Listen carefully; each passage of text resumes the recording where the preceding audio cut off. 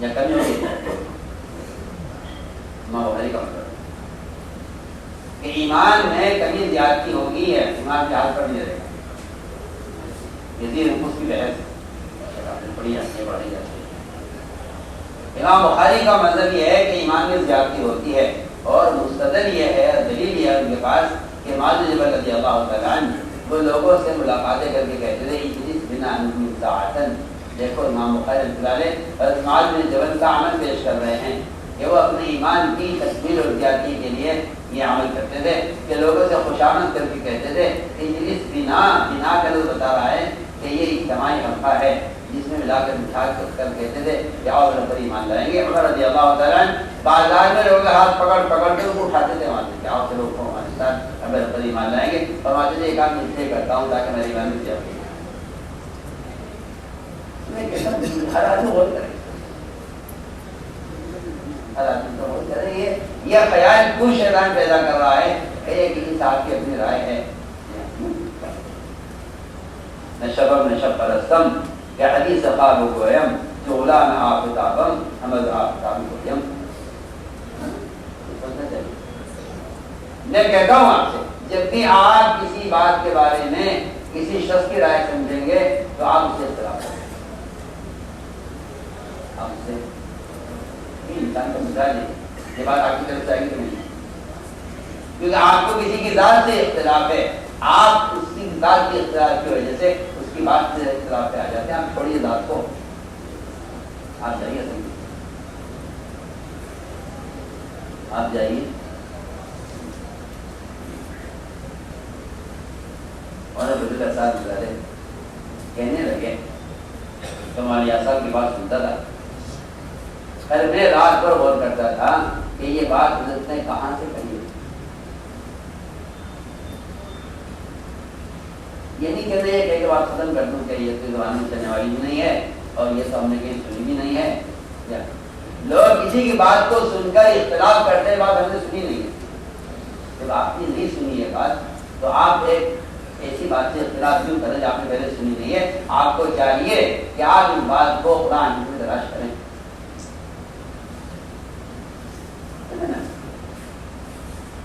یہ بات یہ نہیں ہے، بات صحیح ہے. نہ شبم نہ شب پرستم تو حدیث خواب گویم، نہ شبم نہ شب پرستم کا حدیث خواب گویم تو غلام آفتابم حمد آفتاب. کہ میں نہ رات کو نہ رات کو پجاری ہوں کہ خواب کی باتیں جائیں گے، نہ میں رات ہوں نہ رات کا پجاری کہ خواب کی باتیں بیان کروں. ہم تو ساری باتیں اس آفتاب سے کہتے ہیں محمد صلی اللہ علیہ وسلم کا جو آفتاب ہدایت ہے، ہم تو بات وہاں سے نقل کرتے ہیں. کیا ہے آفتاب تو غلام آفتاب، ہم تو آفتاب کے غلام ہیں. جو بات نقل کرتے ہیں وہاں سے نقل کرتے ہیں.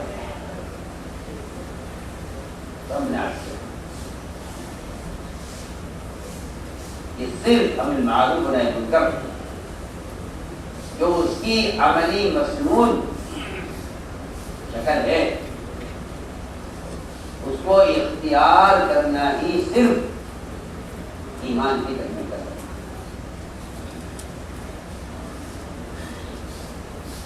ان لوگوں کو اس حاصل سے اختلاف میں یقین رکھتا ہوں اس بات کا کہ اگر وہ قرآن پر غور کر لیں تو ان کو اس حاصل سے اختلاف ختم ہو. اس حاصل سے اختلاف مالیات کا مضمون کہ ہر سال 4 مہینے اگر اس راستے میں نکلنے کو جو زندگی نہ بنایا تو ایمان کا مزہ نہیں کر سکتے. بتائیے آپ اسے کیا جواب کیوں ایک آدمی کی بات کیا ہے؟ اس لیے کہ وہ گشت کے مقاصد کو سمجھتا ہے کہ گشت کے جو مقاصد ہیں اگر ان پر عمل اگر ان کو پورا کیا جائے تو وہ ایمان کی تکمیل کا سبب ہے. علماء نے صاحب لکھا ہے مجموعے کی اصلاح کی کوشش سے ایمان کی تکمیل ہوتی ہے. مجموعے کی اصلاح کی کوشش سے ایمان کی تکمیل ہوتی ہے. اپنی ذات کی اصلاح کی کوشش سے ایمان کامل نہیں ہوتا. پھر بات اپنی ذات کی اصلاح کی کوشش سے ایمان کی تکمیل نہیں ہوتی، کیونکہ ایمان کی تکمیل موقوف ہے امر معروف نہی عن منکر کے فریضے کو ادا کرنے پر۔ تأمرون بالمعروف تنهون عن المنکر باللہ کہ ایمان باللہ اگر چاہتے ہو تو ایمان باللہ کے لیے دو فریضے ایمان اعمال صالحہ کے ساتھ مزید قرآن نے قسم کھا کر بیان کیے ہیں۔ تواصی بالحق، تواصی بالصبر، تواصی بالحق کہتے ہیں تبلیغ میں وقت دینے کا اصل مقصد ہی یہ تھا کہ تواصی بالحق تواصی بالصبر کا فریضہ ادا کرنا چاہتا ہوں۔ اس طرح بھی حج کے لیے وقت اور مال حاصل کرتا ہے، میں کہتا ہوں کہ تواصی بالحق تواصی بالصبر کے فریضے شکریہ وہ تو استطاعت کے ساتھ مشروع حج کا فریضہ، یہاں استطاعت بھی مشروع نہیں ہے، ایسا نہیں ہے۔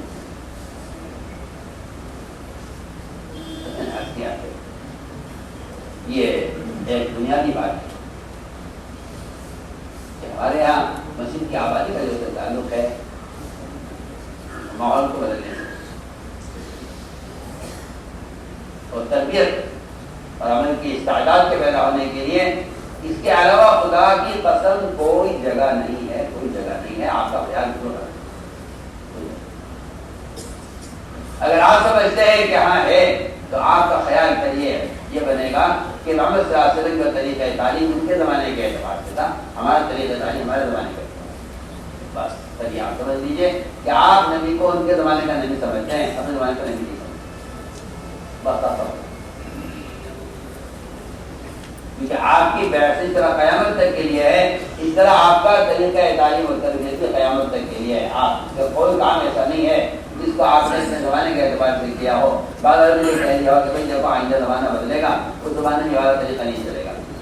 عجیب سوچ ہے آپ کی کہ آپ یہ کہتے ہیں ٹھیک ہے، اگر آپ ثابت بھی کر دیتے ہیں کہ آپ کے زمانے میں ایسا ہوتا تھا تو یہ تو ان کے زمانے کی بات ہے نا، ہمارا زمانہ دوسرا ہے۔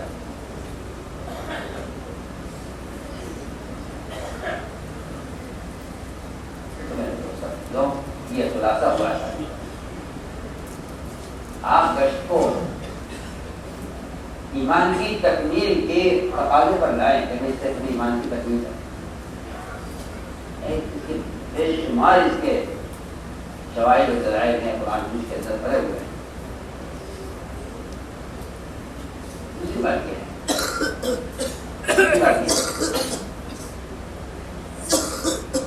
کہ گشت تین فرائض کی، ایمان، نماز اور علم، ان تین فرائض کے لیے گشت، امت کو ان تین فرائض پر جمع کرنے کے لیے گشت۔ اور یہ صاحب کا یہ فرمانا کہ گشت بھیڑ کی ہڈی کی طرح ہے۔ اللہ، پر یہ اتنی اہم بات ہے کہ سارے اعضاء دین کے شعبوں کی طرح ہیں، اور گشت ریڑھ کی ہڈی کی طرح۔ آپ ریڑھ کی ہڈی کے ایک معاہدے میں فرق آ جائے تو ایسی طرف جائے، یہ جو عمود فقری ہے اس پر انسان کے جسم قائم ہے، ہاتھ سے اٹھ رہا ہے، پیر سے اٹھ رہا ہے، انگلیاں سے حرکت کر رہی ہیں، یہ سارا نظام پورے جسم کا یہ صرف اس ریڑھ کی ہڈی کی صحت پر اور اس کے صحیح درست اور قائم ہونے پر سارے اعضاء کی صحیح حرکت موقوف ہے۔ اگر اس کی ہڈی کے ریڑھ کی ہڈی کے ایک بڑھنے میں فرق آ جائے تو سارا بدن معطل ہو جاتا ہے۔ آپ کو بہت سے ایسے صحت مند لوگ پڑے ملیں گے بستر پر جن کے پورے بدن میں کوئی خرابی نہیں ہے سوائے اس کے کہ ایک موڑا سرکا ہوا ہے جس سے پیشاب پخانے کی زیادہ تصور کرتا ہے۔ اب وجہ کیا ہے کہ کچھ نہیں ہے، پورا جسم بالکل ٹھیک ہے، ایک ہڈی کا موڑا سرکا ہوتا ہے۔ آپ اندازہ کر لیجیے، والی اصحاب کا یہ ملفوظ یہ بتانے کے لیے ہے کہ دین کے تمام شعبے اپنی جگہ صحیح حرکت کریں گے اور صحیح کام کریں گے اگر امر معروف نہی عن منکر کے طریقے کو صحیح طریقے سے ادا کیا جائے۔ آسان بات یہ تین فرائض ہیں، ایمان، نماز،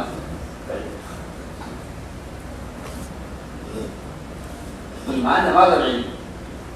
ان تین فرائض پر امت کو جمع کرنے کے لیے گشت ہے۔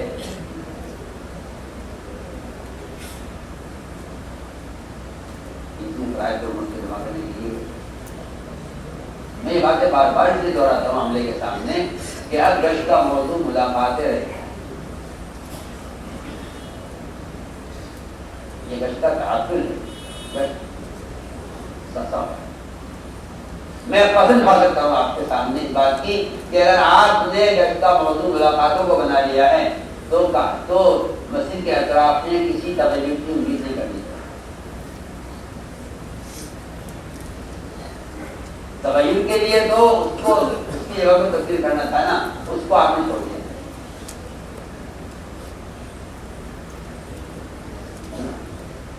تغیر تو جب ہوگا جب منکر کرنے والی جگہ تبدیل ہوگی. تو میں نے عرض کیا کہ دوسرا مقصد گشت کا امت کو نماز کے فریضے پر جمع کرنا ہے. اس لیے شریعت کی جو ہے فقہ کتابوں میں لکھا ہوا ہے صاحب ہدایہ میں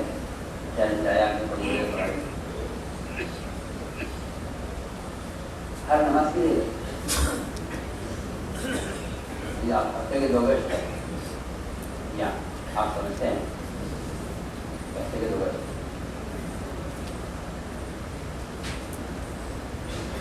پانچ گشت ہیں روزانہ اسی نماز کی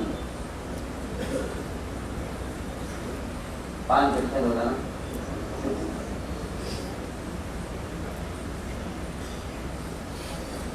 پانچ گشت ہیں روزانہ کی نماز کے لیے. اگر آپ اپنی دکان یا اپنے گھر سے اٹھ کر نماز کے لیے جا رہے ہیں, آپ کے ذمہ فرض ہے کہ آپ راستے کے لوگوں کا ہاتھ پکڑ کر ان کو نماز کے لیے ساتھ لے چلیں. اگر آپ یہ نہیں کریں گے تو آپ باوجود نمازی ہونے کے گناہگار ہوں گے.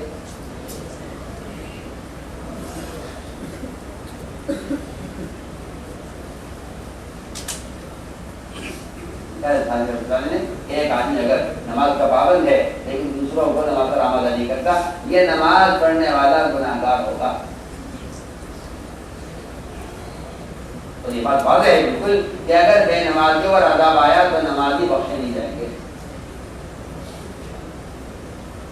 کیا پکڑ ہے کہ ان کی پکڑ اس پر نہیں ہے بے نمازی ہوئی, ان کی پکڑ اس پر ہے کہ انہیں بے نمازیوں کو نمازی والی کوشش صاحب ہے جس میں کہا جبرائیل اس کو اٹھا کے پٹک تو زمین پر. جبرائیل نے کہا اس دفعہ میں ایک بندہ ہے جو کبھی دریا سے غافل نہیں ہوا. اللہ نے یہ نہیں فرمایا کہ یہ ذاکر ہے اس کو چھوڑ دیا جائے, فرمایا کہ میرے احکام چھوڑے جا رہے تھے, اس نے کوئی کوشش نہیں. آپ اس کشتی میں غور کرتے ہیں جس میں امت کو ایک کشتی کا سوال کہا ہے اور اس میں کشتی میں سوراخ کرنے والوں کے ہاتھ کے پکڑنے کا حکم ہے کہ اگر ہاتھ پکڑ لیا جا کر آپ نے سوراخ کرنے والے کا تو سب کو نجات مل جائے گی. آپ کہیے مجھے قلم پکڑا ہوا ہے, ہم قلم سے اپنا کام کر رہے ہیں.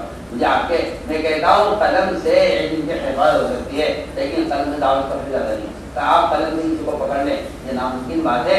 تغیر نیت کا صاف حکم ہے. فرماتے ہیں کہ جہاد کی یہی 3 شکلیں ہیں, بس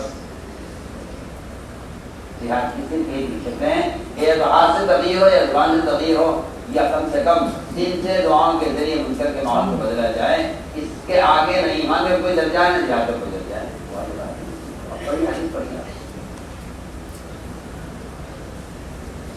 تغیر شریعت کے لسان میں کل میں 3 درجے ہیں. اسی کے ساتھ علی کا قول ہے کہ جہاد کے بھی 3 درجے ہیں. جہاد کے بھی 3 درجے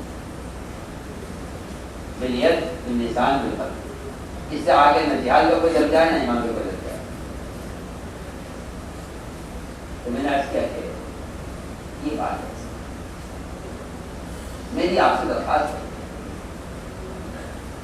ہر پرانے یہ سوچا کرے رات کو کہ آج میں نے خود اپنی ذات سے میں آپ سے کہتا ہوں ہمارے آپ کے احتساب کا حال یہ ہے کہ میں رات کو سوچتا ہوں کہ آج میری کسی سے بارے قرآن میں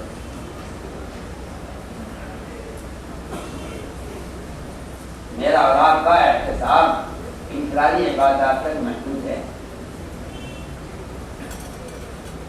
ہمارے یہاں میں چھپا ہوا ہے کہ اگر ایک آدمی صبح سے لے کے شام تک رو رو کر قرآن پڑھتا رہے اور کوئی کام نہ کرے اس کے لیے افضل اس سے بہتر یہ تھا کہ یہ قرآن کی تلاوت سے اس وقت فارغ کرتا اور یہ کسی مسلمان کو جا کر اسے کرنے کا الفاظ سے یاد کرا دیتا، تو یہ اس کی تلاوت سے افضل تھا۔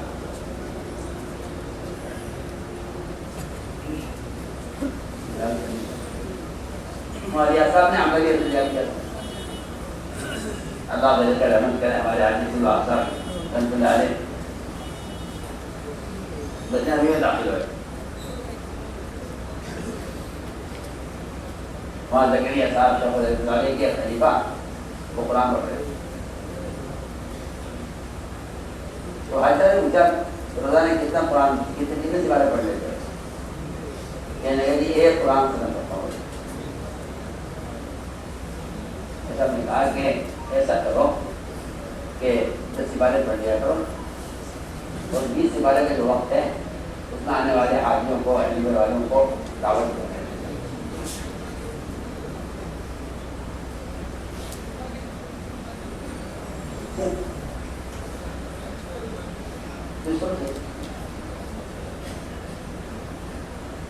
کوئی سوچ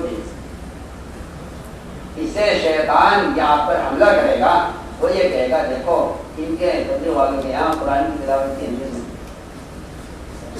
یہ ہے شیطان کا، یہ ہے جس نے تفریق پیدا کی ہے، یہ ہے جس نے ان باتوں کو غلو کروایا ہے، یہ شیطان کا حملہ ہے جس کو آپ سمجھتے نہیں۔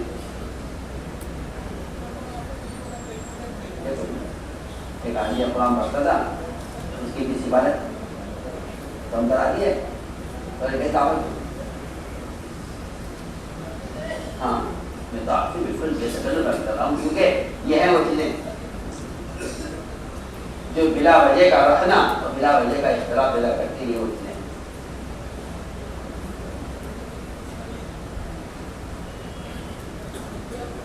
اس میں عرض کر کے بالکل چھپا ہوا۔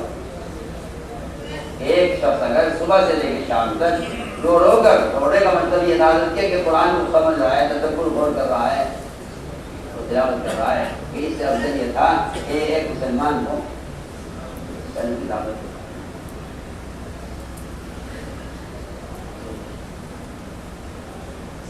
تو میرے دوستوں جو ہم کہ ہر نماز کے لیے گشت ہے، ہر نماز کے لیے گشت ہے، تو میں اور آپ اپنے افرادی اعمال پر احتساب کرتے ہیں، جبکہ ہماری ذمہ داری یہ نہیں تھی کہ ہم اس کے ساتھ ساتھ شام کو احساب لگائیں کہ آج میرے ذریعے سے بات ہے، یہ حدیث کا مفہوم ہے کہ اگر کوئی شخص زمین کا جتنا مال ہے اس کو خیر کی راہ میں خرچ کر دے اور ایسا خرچ کرے کہ اللہ راضی ہو جائیں اور اسراف نہ ہو، انفاق ہو اور مخلص ہو خرچ کرنے والا، اور تمام خیر کی راہوں میں خرچ کرے، لیکن انفاق کہتے ہیں خیر کی راہ میں خرچ کرنے کا، ورنہ اسراف اور حرام، انفاق الگ چیز ہے، اسراف الگ چیز ہے، انفاق کہتے ہیں خیر کی راہ میں خرچ کرنے۔